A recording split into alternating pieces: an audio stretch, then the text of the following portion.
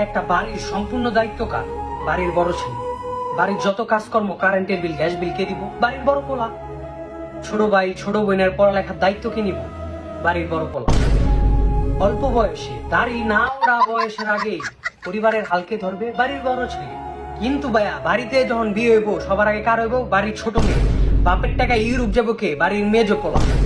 আর সুন্দর একটা হুন্ডার পিছনে আবার পাখি ভাগাই নিয়ে যখন চলে আসবে বাড়ির ছোট ছেলে, তখন বাড়ির সবাই কইব তুই তো ছোট, বয়স অল্প, বোঝো না হন্তরি, গাড়ি জ্বালাই নাকি, বোঝো না, তুই তো বোঝস, তুই থাক। মানে কি কইতাম, যারে দিয়া রামের মা তারই তোমরা চিন্তা না। এটা বাড়ির পোলা, এটা আইফেলের পাইপ না যে মাটির 10,000 গভীরে যে চাপ সহ্য করো। অন্তত সময় মতো বিয়াটা করাইলেই তো পারে। মানে কি বিয়াটা করাইলে কি হইব যে বাড়ির বড় পোলা যেমন দায়িত্ব, বাড়ির বড় বউয়ের তো মনে একটা দায়িত্ব আছে, সাংসারিক দিক দিয়ে যে আপচাপ কাপ যা আছে এদিক দিয়ে একটু উপকার হইল। কিন্তু বাড়ির বড় পোলা যখন ভাগ হবে বাড়ি, তখন তো একাত কেউ করবো না যে বেশি, তখন উল্টা আরো কি করবো, তুই বাড়ির বড় পোলা, তুই বুঝস, তুই একটু কম কম খা।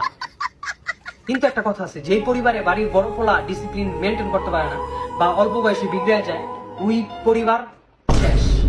ওই পরিবারে আর কোনো ফুল ফুটবো না। কিছু কিছু হয়, কিন্তু বেশিরভাগ ক্ষেত্রে বাড়ির বড় ছেলের অনেক দায়িত্ব থাকে, কিন্তু এই দায়িত্বটা সঠিকভাবে সবাইকে সঠিক সময় বন্টন করাটাই হচ্ছে মূল উদ্দেশ্য। সব বাবা মা এক না, সব পরিবার এক না, কিন্তু আমাদের দেশের কালচার বাড়ি বড় পোলা মানে আর ফেলের পাইপ, তার উপরে দাও দায়িত্ব, দাও চাপ। ভালো থাকবেন সবাই।